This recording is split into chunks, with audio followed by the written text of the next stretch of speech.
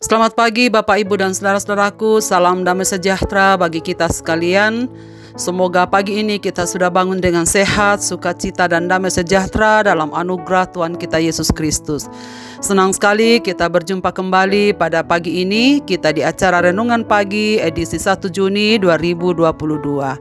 Bacaan kita pagi ini dari Kisah Rasul pasal 9 ayat 43 yang berbunyi, "Kemudian daripada itu Petrus tinggal beberapa hari di Yope, di rumah seorang yang bernama Simon, seorang penyamak kulit."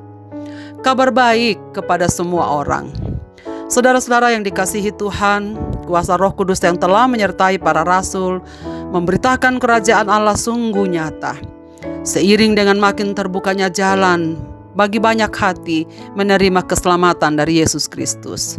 Pada hari kemarin kita telah mendengar bagaimana kematian seorang janda yang baik hati, yang sering melakukan sedekah kepada orang-orang miskin, dibangkitkan oleh Petrus. Peristiwa yang menyebabkan banyak yang telah menjadi percaya kepada Kristus dan menerima Dia. Hal ini terjadi sebab para rasul terus memberitakan nama Yesus ke semua lapisan masyarakat. Setelah Petrus menyembuhkan dan membangkitkan Dorcas, ia menumpang di rumah salah seorang yang bernama Simon, seorang yang berusaha sebagai penyamak kulit. Penyamak kulit ialah orang yang menyiapkan kulit binatang menjadi kulit untuk kantong air atau kantong anggur dan juga untuk penutup tenda-tenda pertemuan. Yang diproduksi adalah semua jenis dari kulit binatang, baik yang haram maupun yang tidak dinyatakan haram oleh kelompok orang-orang Yahudi. Rumah penyamak kulit sering kali berbau tidak sedap. Karena itu mereka sering memilih tinggal di luar kota atau hidup di dekat laut.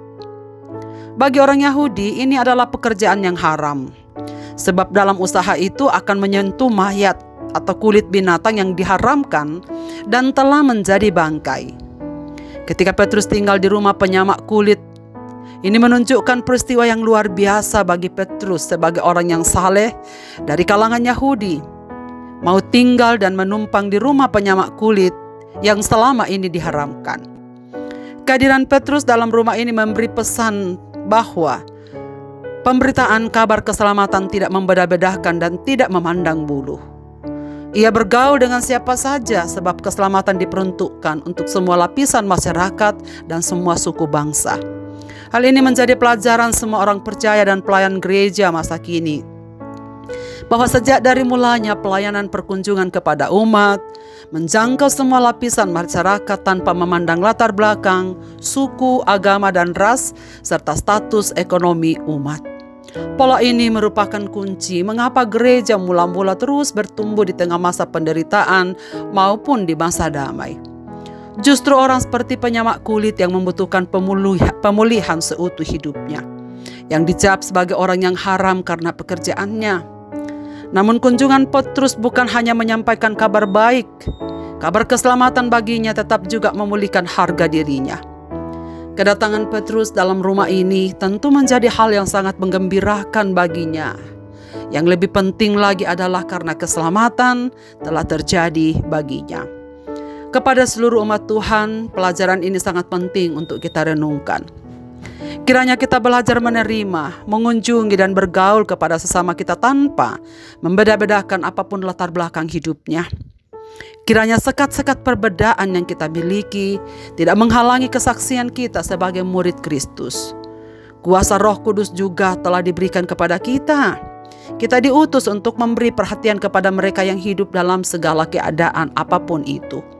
Kepada mereka yang menderita oleh berbagai-bagai persoalan hidup, beritakan kabar kelepasan dalam nama Yesus Kristus. Saudara-saudaraku, para pendengar renungan pagi ini dimanapun berada, adakah kita merasa terasing karena keadaan kita sekarang?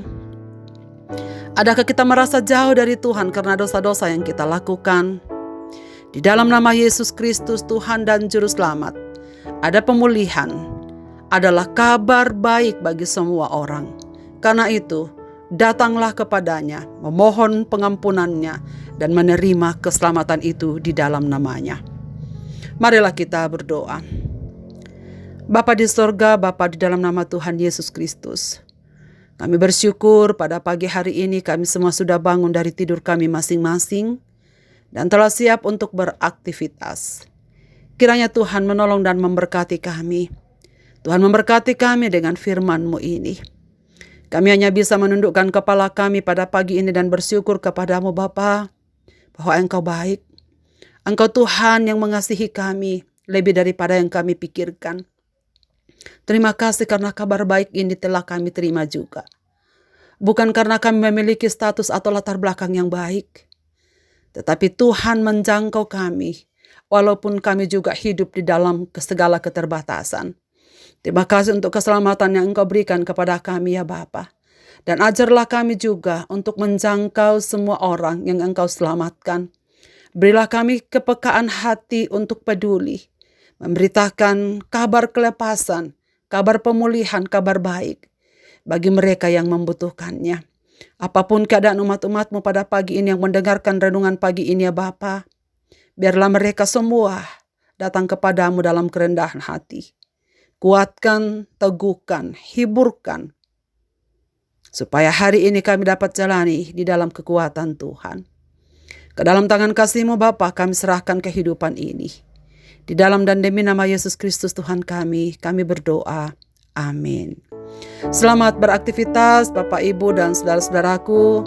Tuhan Yesus memberkati kita dengan firman ini. Amin.